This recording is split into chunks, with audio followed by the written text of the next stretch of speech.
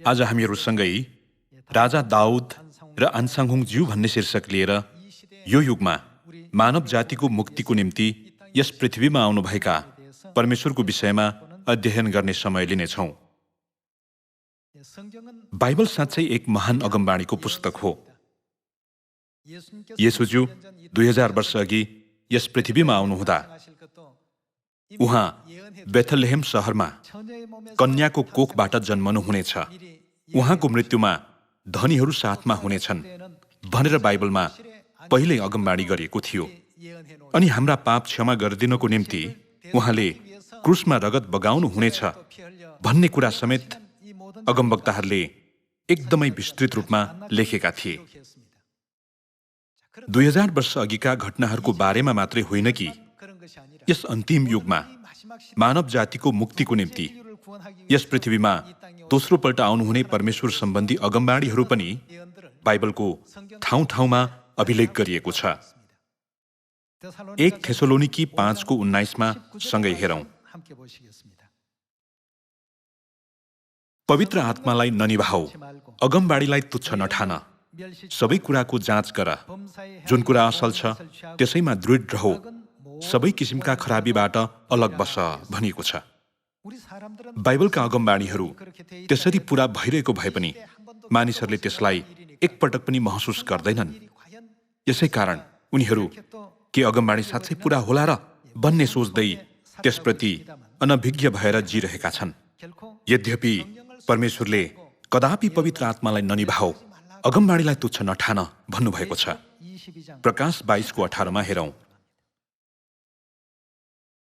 यस पुस्तकको अगमबाणीका वचन सुन्ने हरेक मानिसलाई म चेतावनी दिन्छु। यदि कसैले तिनमा थप्यो भने यस पुस्तकमा लेखिएका विपत्तिहरू परमेश्वरले त्यसमाथि थपिदिनुहुनेछ। अनि कसैले यस अगमबाणीको पुस्तकका वचनबाट केही घटायो भने यस पुस्तकमा लेखिएका जीवनको वृक्ष र पवित्र सहरबाट त्यसले पाउने हिस्सा परमेश्वरले त्यसबाट खोज्नुहुनेछ भनेको छ। बाइबल चाहिँ मानिसले मनपरी संशोधन गर्न सक्ने अथवा कुनै कृत्रिम शक्ति लागू गर्न सक्ने पुस्तक होइन। बाइबलका 66वटा पुस्तकहरू चाहिँ पवित्र आत्माबाट प्रेरणा पाएका मानिसहरूले परमेश्वरको तर्फबाट लेखेका अगमबाणीगत वचनहरू हुन्। त्यसो भए के अगमबाणीलाई हामीले तुच्छ ठान्न हुन्छ होला त? अगमबाणीलाई तुच्छ ठान्नु भनेको ती अगमबाणी लेखाउनु भएको परमेश्वरलाई नै तुच्छ ठान्नु जस्तै हो। हामीले कदापि त्यसो गर्नु हुँदैन नि। यशाया 52:7 हेरौँ। सुसमाचार प्रचार गर्नेहरूका पाउ डाँडाहरू हुँदो कति सुन्दर छन्, जसले शान्तिको घोषणा गर्दछन्, जसले शुभ समाचार ल्याउँछन्, जसले उद्धारको घोषणा गर्दछन्, जसले सियोनलाई भन्दछन्, कसले राज्य गर्नुहुन्छ त? तेरा परमेश्वरले राज्य गर्नुहुन्छ। हाम्रो सियोनमा केवल परमेश्वरले राज्य गर्नुहुन्छ।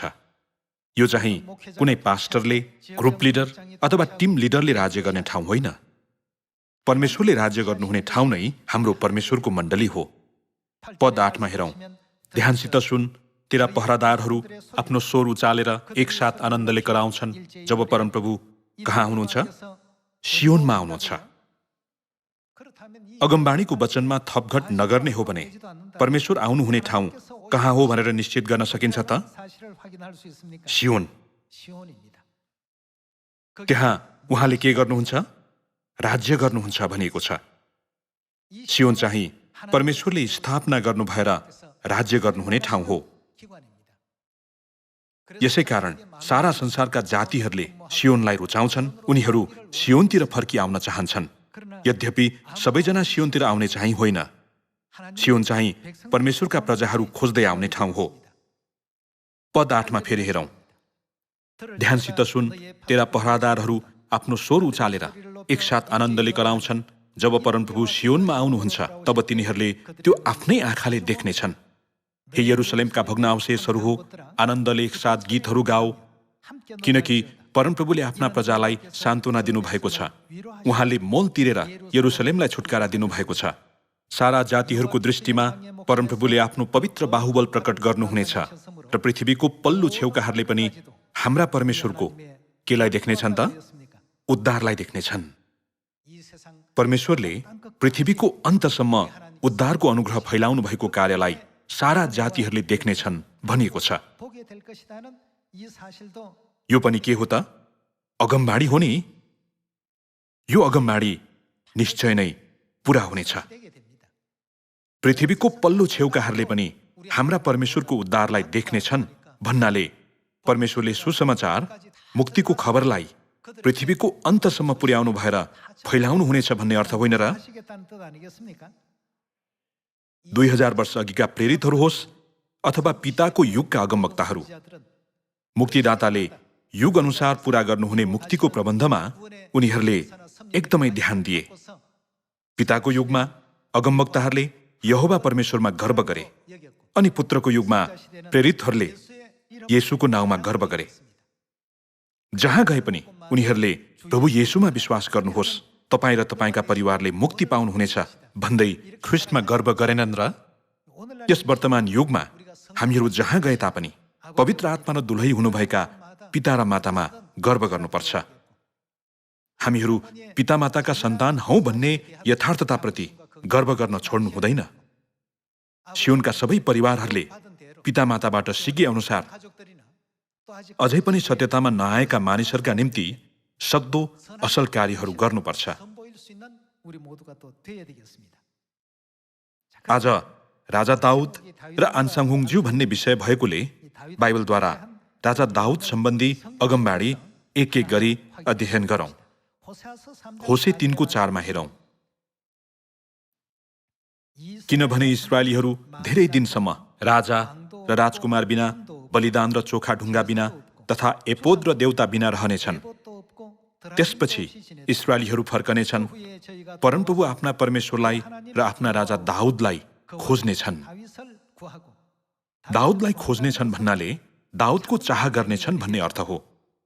यो कहिले हुनेछ त? पछिल्ला दिनहरूमा तिनीहरू भयसित परमप्रभु र उहाँका आशिषतिर आउनेछन् भनिएको छ। होशे 3:5 को अगमबाडी हाम्रो निम्ति साँच्चै महत्त्वपूर्ण छ। पछिल्ला दिनहरूमा मानिसहरूले दाउदलाई खोज्नेछन् भनिएको छ। के 3000 वर्ष अघि जिएका व्यक्ति पछिल्ला दिनहरूमा पुनः जीवित भई आउन सक्छन् त?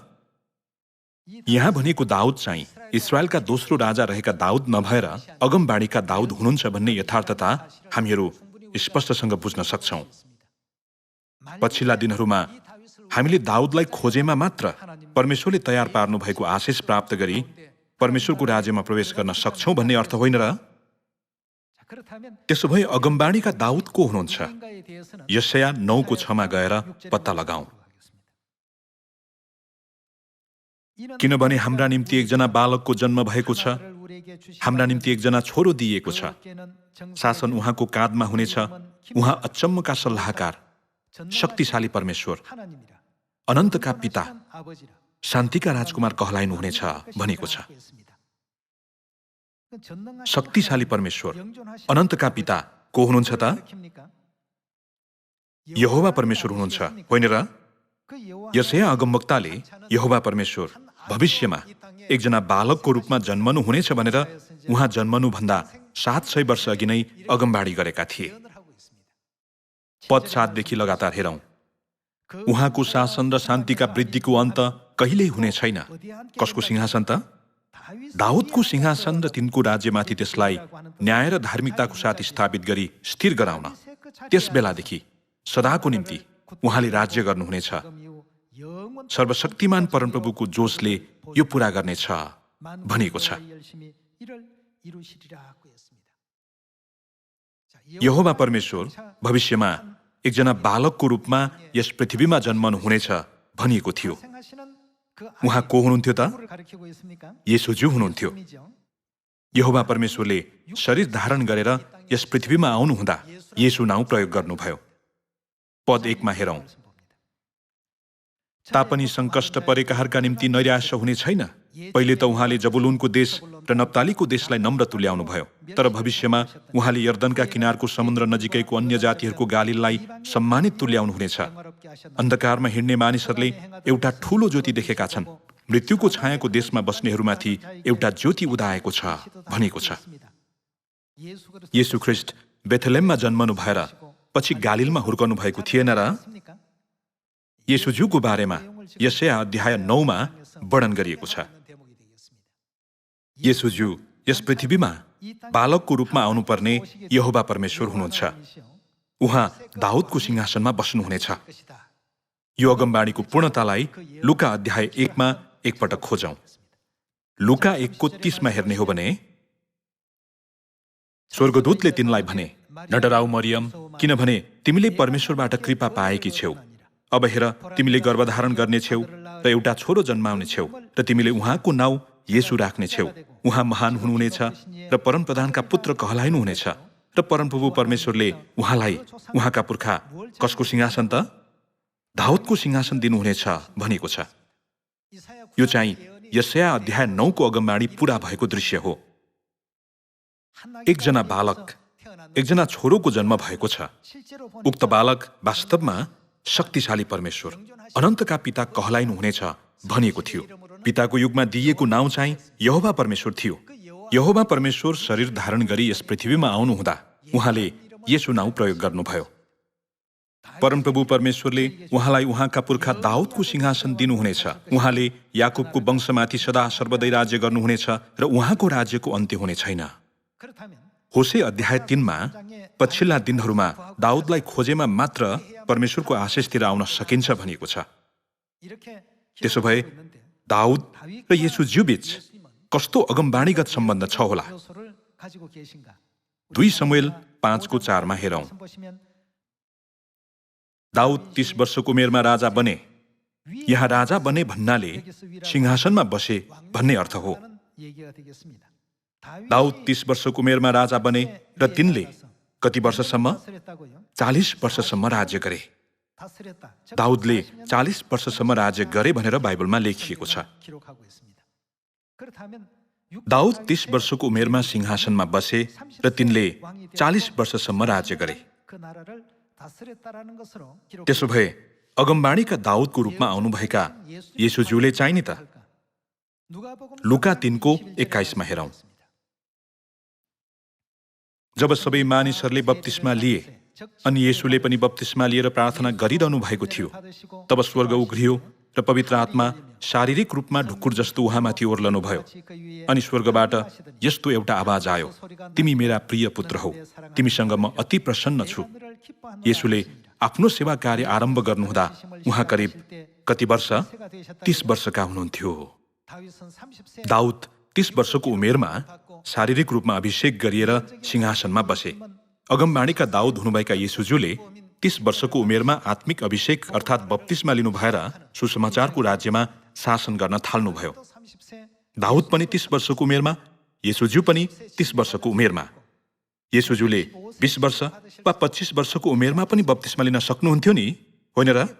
तर आश्चर्यको कुरा, उहाँले 30 वर्षको उमेरमै बप्तिस्मा लिनुभयो। साँच्चै आश्चर्यको कुरा हो। यो कुराले अगमबाणी निश्चित रूपमा पूरा हुन्छ भन्ने यथार्थता दर्शाइरहेको छ। दाउदले 30 वर्षको उमेरमा अभिषेक गरिएर 40 वर्षसम्म राज्य गरे। त्यसो भए अगमबाणीका दाउद हुनुभएका येशूज्यूले पनि 30 वर्षको उमेरमा आत्मिक रूपमा अभिषेक गरिनु भएर 40 वर्षसम्म राज्य गर्नुपर्छ। तब मात्र अगमबाणीहरू सही ढङ्गले पूरा भयो भन्न सकिन्छ नि, होइन र? येशूज्यूको जीवनी बारे यहाँहरूलाई राम्ररी थाहा छ। हिजो आज संसारका सबै बाइबलविदहरूलाई पनि राम्ररी थाहा भएको विषय हो। येशूज्यूले 3 वर्षसम्म सुसमाचार सुनाउनुभयो। लुका 13 को 6 मा हेरौं। त्यसपछि उहाँले यो दृष्टान्त भन्नुभयो, कुनै मानिसले आफ्नो दागबारीमा एउटा अन्जिरको बोट रोपेको थियो। त्यस बोटमा फल फल्यो कि भनेर त्यो आयो। तब त्यसले मालीलाई भन्यो, 3 वर्ष भयो म यस अन्जिरको रुखमा फल खोज्दैछु तर पाउँदिन। यसलाई काटेर ढालिदे, यसले जमिन किन ओगट्ने भनिएको छ। अन्जिरको रुखले इस्रायल देशलाई जनाउँछ। 3 वर्ष भयो म यस अन्जिरको रुखमा फल खोज्दैछु तर पाउँदिन, यसलाई काटेर ढालिदे, यसले जमिन किन ओगट्ने भनिएको छ। येशूज्यूले 30 वर्षको उमेरमा बप्तिस्मा लिनुभयो अनि 33 वर्षको उमेरमा संसार छोड्नुभयो। यी विषयहरूलाई हेर्दाखेरि येशूज्यूको अगमबाणी दाउदको अगमबाणीसँग त मिल्दैन त भनेर शङ्का गर्ने मानिसहरू पनि छन्। तर हाम्रो मुक्तिको निम्ति एकदमै आवश्यक रहेको एउटा रहस्य छ। येशूज्यू स्वर्ग उचालिनु भएपछि सुरुको मण्डलीको सबै सत्यता के भयो त? दियाबलस शैतानले सबै नष्ट गर्यो नि। त्यसरी निस्तार चाड लोप भयो, सबात दिन पनि लोप भयो, नयाँ करारका सबै चाडहरू लोप भए। परमेश्वरको सेवा र आदर गर्न सकिने तरिकाहरू सबै पूर्ण रूपमा लोप भए। आराधनाद्वारा परमेश्वरको सेवा र आदर गर्ने तरिका शैतानले सबै नष्ट गरिदियो। आदिदेखि अन्तसम्मका कुराहरूलाई देख्नुहुने परमेश्वरले हराएका सत्यता पुनर्स्थापन गर्नको निम्ति यस पृथ्वीमा दोस्रो पल्ट आउने प्रतिज्ञा गर्नुभयो। दाउदको 40 वर्षको राज्यकालभित्र येशूज्यूले पहिलो आगमनको समयमा 3 वर्षसम्म सुसमाचारको सेवा कार्य गर्नुभयो। बाँकी रहेको 37 वर्षको सुसमाचारको सेवा कार्य चाहिँ उहाँको दोस्रो आगमनको समयमा पूरा हुनेछ भनेर बाइबलमा अगमबाणी गरिएको छ। यस विषयमा हिब्रू अध्याय 9 मा पल्टाएर हेरौं। पद 27 मा हेर्ने हो भने, जसरी मानिसको निम्ति एकपटक मर्नु निश्चित छ र त्यसपछि इन्साफ, त्यसरी ख्रीष्ट पनि धेरैजनाका पाप बोक्नलाई एकैपल्ट बलि हुनुभयो र उहाँ कतिपल्ट त? दोस्रो पल्ट देखा पर्नुहुनेछ, पाप बोक्नका निम्ति होइन तर उत्सुकतापूर्वक उहाँको प्रतीक्षा गर्नेहरूका उद्धारको निम्ति भनेको छ। पहिलो आगमनको समयमा येशूज्यूले शरीर धारण गर्नु भएर सुसमाचारको राज्यलाई 3 वर्षसम्म डोर्याउनु भयो। त्यसो भए बाँकी रहेको 37 वर्षको अगमबाणी पूरा गर्नको निम्ति उहाँले निश्चित रूपमा शरीर धारण गर्नुपर्छ। त्यसैले हिब्रू अध्याय 9 को अगमबाणीमा पनि उहाँ दोस्रो पल्ट के गर्नुहुनेछ भनेको छ त? देखा पर्नुहुनेछ भनेको छ। अर्को शब्दमा भन्ने हो भने हामीले देख्न सक्ने गरी उहाँ शरीर धारण गरी यो पृथ्वीमा देखा पर्नुहुनेछ भन्ने अर्थ होइन र? त्यसो भए उहाँ दोस्रो पल्ट यस पृथ्वीमा आउनुहुँदा उहाँलाई चिन्न सकिने चिन्ह चाहिँ के होला? हाम्रो निम्ति यो अत्यन्तै महत्त्वपूर्ण विषय हो। कस्तो चिन्ह लिएर आउनुहुन्छ भन्ने विषयमा यशाया 55 को 1 मा हेरौं। हे सबै तिर्खाउने हो, आओ पानी लिएर आओ, अनि तिमीहरू रुपियाँ नहुने पनि आओ र किनेर खाओ। आओ बिना पैसा र बिना दाम दाखमद र दूध किन। जे रोटी नै होइन त्यसको निम्ति किन पैसा खर्च गर्छौ? अनि जे कुराले सन्तोष नै दिँदैन त्यसको निम्ति किन परिश्रम गर्छौ? ध्यान दिएर मेरो कुरा सुन, र जे कुरो असल छ त्यही खाऊ, र स्वादिष्ट थोकहरू खाएर तिमीहरूको प्राण सन्तुष्ट हुनेछ। कान थाप र म कहाँ आओ, सुन, ताकि तिमीहरूको प्राण जियोस्। म तिमीहरूसित अनन्त करार बाँध्नेछु, दाउदलाई प्रतिज्ञा गरेको मेरो विश्वासको प्रेम। हेर, मैले त्यसलाई जाति जातिहरूका बीचमा साक्षी र जाति जातिहरूमा एक नेता र सेनापति तुल्याएको छु। परमप्रभु तिमीहरूका परमेश्वर इस्राएलका परमपवित्रको कारण तिमीहरूले नचिनेका जातिहरूलाई तिमीहरूले बोलाउनेछौ र तिमीहरूलाई नचिन्ने जातिहरू तिमीहरू कहाँ हतार हतार गरी आउनेछन्, किनकि उहाँले तँलाई गौरवले युक्त पार्नु भएको छ। जबसम्म परमप्रभुलाई पाउन सक्छौ उहाँलाई खोज, उहाँ नजिक हुनुहुँदा नै उहाँलाई भेट भनिएको छ। परमेश्वर शरीर धारण गरी यो पृथ्वीमा आउनुहुँदा उहाँले दाउदलाई कस्तो प्रतिज्ञा गर्नुहुनेछ त? हिब्रू अध्याय 13 मा अनन्त करार भनेको कुन करार हो भनेर दर्शाइएको छ त? नयाँ करार होइन र? येशू ख्रीष्टले पहिलो आगमनको समयमा पनि यो कचौरा तिमीहरूका निम्ति बगाइएको मेरो रगतमा स्थापित गरिने नयाँ करार हो भन्नुभयो। उहाँले नयाँ करारको सुसमाचारको राज्य स्थापना गर्नु भएर 3 वर्षसम्म सुसमाचारको राज्यलाई डोर्याउनु भयो। ख्रीष्टले दोस्रो पल्ट यस पृथ्वीमा आउनु भएर पूरा गर्नुभएको कार्यबारे राम्ररी अध्ययन गर्ने हो भने उहाँले 30 वर्षको उमेरमा फेरि बप्तिस्मा लिनु भएर 37 वर्षसम्म सुसमाचारको सेवा कार्य गर्नुभयो। यसरी परमेश्वरले अगमबाणी जस्ताको तस्तै पूरा गर्नुभयो भन्ने कुरा निश्चित गर्न सकिन्छ। दाजुभाइ तथा दिदीबहिनीहरू, हामी माझ यो नयाँ करार प्रकट गरिदिनुभएका व्यक्ति नै ख्रीष्ट आन्साहुङज्यू हुनुहुन्छ नि, होइन र? अब आन्साहुङज्यूको जीवनीबारे एकपटक खोजी हेरौं। दाउदको अगमबाणीलाई पूरा गर्नको निम्ति आन्साहुङज्यूले सन् 1948 मा बप्तिस्मा लिनुभयो। उहाँ सन् 1918 मा यो पृथ्वीमा जन्मनु भएकोले सन् 1948 मा बप्तिस्मा लिनुभयो भने उहाँको उमेर कति हुन्छ त? 30 वर्ष हुन्छ। सन् 1948 मा एक अत्यन्तै महत्त्वपूर्ण अगमबाणी पूरा भयो। अन्जिरको रुखको रूपमा दृष्टान्त गरिएको इस्रायल देशले हाँगा कलिला भएर पालुवा फेर्न थाल्दा गुमाएको सार्वभौमिकता पुनः प्राप्त गरेको समय नै सन् 1948 हो। इस्रायलको स्वतन्त्रता चाहिँ बाइबलको सम्पूर्ण अगमबाणीलाई व्याख्या गर्ने एकदमै महत्त्वपूर्ण आधार हो।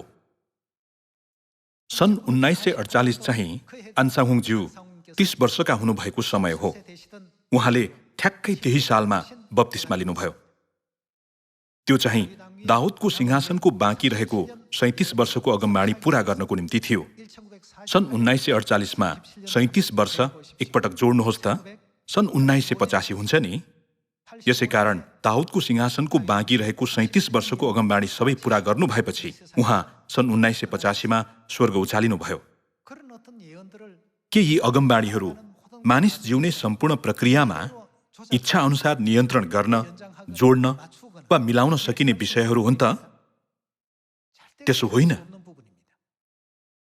अन्जिरको रुख अर्थात् इस्रायल देशले सन् 1948 मा नभएर सन् 1950 अथवा सन् 1946 मा पनि स्वतन्त्रता पाउन सक्थ्यो नि। यद्यपि परमेश्वरले तर अन्जिरको रुखबाट एउटा शिक्षा ल्याऊ। जब त्यसका हाँगा कलिला हुन्छन् र रुखले पालुवा फेर्छ, तब ऊ नजिकै ढोकामै छ भने जान भन्नुभयो। उहाँको आगमनको अगमबाणीगत चिन्हहरूमध्ये एक अत्यन्तै महत्त्वपूर्ण विषय नै इस्रायल देशको स्वतन्त्रता हो। त्यो सालमा ख्रिस्टले दाउदको सिंहासनको अगमबाणी अनुसार बप्तिस्मा लिनुहुन्छ भन्नाले सुसमाचारको राज्यलाई उहाँले फेरि स्थापना गर्नुहुन्छ भन्ने अर्थ होइन र? ख्रिस्टले सन् 1948 देखि 37 वर्षसम्म अर्थात् सन् 1985 सम्म सुसमाचारको राज्यलाई डोर्याउनुभयो। पहिलो आगमनको 3 वर्ष र दोस्रो आगमनको 37 वर्षलाई जोड्दाखेरि ठ्याक्कै 40 वर्ष हुन्छ।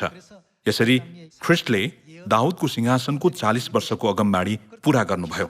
तर त्यो समयावधि मिल्दैमा सबै अगमबाणी पूरा भयो भन्न चाहिँ सकिँदैन। उहाँले के गर्नुपर्छ त? नष्ट भएको नयाँ करारका सबै व्यवस्था, विधि र नियमहरूलाई पूर्ण रूपमा पुनर्स्थापन गर्नुपर्छ। किनभने नयाँ करार चाहिँ दाउदलाई मात्र प्रतिज्ञा गरिएको परमेश्वरको अनुग्रहको उपहार हो। यसै कारण दाउदको चिन्ह नै नयाँ करार हो।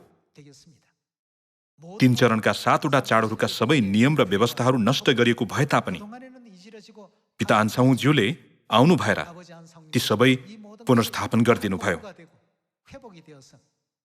पिताले पहिलो आगमनमा 3 वर्ष र दोस्रो आगमनमा 37 वर्ष गरी दाउदको सिंहासनको 40 वर्षको अगमबाणी पूरा गर्नुभएको कुरा हामी बुझ्न सक्छौँ।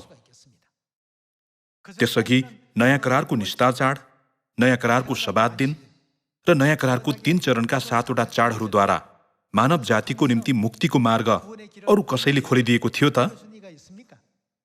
असंख्य बाइबलविदहरू, धर्मविदहरू र पास्टरहरू थिए, तर कसैले पनि ती नियमहरूबारे उल्लेख गरेनन्। तिनीहरू केवल विश्वास गर्यो भने मुक्ति पाइन्छ भन्दै जिद्दी गर्ने गर्छन्। कसैले परमेश्वरको मण्डलीले भन्दा अगाडि विश्राम मण्डलीले शनिबारको आराधना गर्न थालेको होइन र भनेर सोध्ने गर्छन्। तिनीहरूको सब्बात दिन चाहिँ शुक्रबारदेखि सुरु भएर शनिबारसम्मै चलिरहन्छ। तर हामी चाहिँ कुन दिनमा मान्छौँ त? 7औं दिनमा। सजिलो गरी भन्ने हो भने तिनीहरूको सब्बात दिन 6औं दिनदेखि सुरु हुन्छ। त्यो चाहिँ परमेश्वरले तोक्नु भएको सब्बात दिन होइन। तिनीहरूले सब्बात दिन भन्ने नाम मात्र दिएका हुन्। सब्बात दिन 7औं दिनमा पर्छ। यी विषयहरूद्वारा हामी महसुस गर्न सक्छौँ अहिले हामीहरू हिँडिरहेको बाटो नै बाइबलद्वारा अगमबाणी गरिनुभएका पवित्र आत्मा परमेश्वर ख्रिस्ट आन्साहुङज्यूले डोर्याइरहनु भएको स्वर्गतर्फको बाटो हो। यो बाटोबाट अलिकति पनि विचलित नभइकन पितामाताले सिकाउनु भएको शिक्षा र सुसमाचारलाई विश्वास साथ पछ्याउने यहाँहरू र म जसरी पनि हुनुपर्छ। केही समय अघि यशाया अध्याय 52 मा हेरेको वचन जस्तै परमेश्वरले राज्य गर्नुहुन्छ। परमेश्वरले सियोनमा राज्य गर्नुहुन्छ। यशाया 33 को 21 मा पनि हेर्ने हो भने परमेश्वर हाम्रा शक्तिशाली जन हुनुहुनेछ भनेर स्पष्टसँग भनिएको छैन र? अहिले संसारमा कोरोना महामारीका कारण धेरै मानिसहरूको जीवनशैली तहस नहस भइरहेको छ। धेरै मानिसहरूले आफ्नो जागिर गुमाएका छन्। बेरोजगारहरूको संख्या एकदमै धेरै छ। यो नै अहिले विश्वव्यापी गाउँले सामना गरिरहेको अवस्था हो। यस संसारमा हामीले क्षणिक कष्ट र कठिनाइहरूको सामना गर्नु परे पनि सधैँ स्वर्गलाई सोच्ने गरौँ। हामीहरू बाइबलको अगमबाणी अनुसार परमेश्वरले स्थापना गर्नुभएको परमेश्वरको मण्डलीमा गइरहेका छौँ। हामीले परमेश्वरबाट अनन्त जीवन र मुक्तिको आशिष पाएका छौँ अनि स्वर्गीय माता हामीसँगै हुनुभएकोले हामीले डर भन्ने कुरालाई फाल्नुपर्छ। उजाड स्थानको जीवनमा भोक र प्यासले मर्ने मानिसहरू एकजना पनि थिएन। कस्ता मानिसहरू मरेका थिए त? गनगन र गुनासो गर्ने अनि परमेश्वरप्रति विश्वास नभएका मानिसहरू सबै अन्त्यमा उजाड स्थानमै नष्ट भएका थिए। भोकले मरेको मानिस सम्बन्धी अभिलेख बाइबलमा कतै पनि छैन। पानी नभएर प्यासले मरेको मानिस एकजना पनि थिएन। यसकारण आकाशका चराचुरुङ्गीलाई हेर, तिनीहरूले न त बिउ छर्छन्, न अन्न कटनी गर्छन्, न भकारीमा बटुल्छन्, तर तिमीहरूका स्वर्गका पिताले तिनीहरूलाई खुवाउनुहुन्छ। के तिमीहरू तिनीहरूभन्दा बढी मूल्यवान छैनौ र? भनिएको छ। दाजुभाइ तथा दिदीबहिनीहरू, परमेश्वरको प्रतिज्ञा र पवित्र इच्छालाई सधैँ याद राखौँ। कोरोना महामारीका कारण विश्वको ठाउँ ठाउँमा कारखाना र व्यवसायहरू ठप्प छ। त्यस्ता देशहरू एकदमै धेरै छन् जस्तो लाग्छ। कोरियामा चाहिँ अहिले थोरै भए पनि स्वतन्त्र रूपले आराधना गर्न सकिएको छ, तर स्वतन्त्र रूपले आराधना गर्न नपाएका देशहरू धेरै छन्। हाम्रो निम्ति स्वर्ग तयार पारिएको छ। यो कुरालाई सोच्दै हामीहरू अझ साहस र शक्ति निकालौँ। कोरोना महामारीका कारण गाह्रो अवस्थाहरू बीच गुज्रिरहनु भएको परिवार निश्चय हुनुहुन्छ। सबैजना बल गरौँ। हाम्रा पितामाताले हामीलाई अनन्त जीवन र आशिष सदा सर्वदा उपभोग गर्न सकिने स्वर्गतर्फ डोर्याइरहनु भएको छ। त्यो प्रतिज्ञाको भूमिसम्म पुग्न सक्ने हामीहरू सबैजना हुन सकौँ भन्दै आजको प्रवचन समाप्त गर्दछु। धन्यवाद। धेरै आशिष पाउनुहोस्।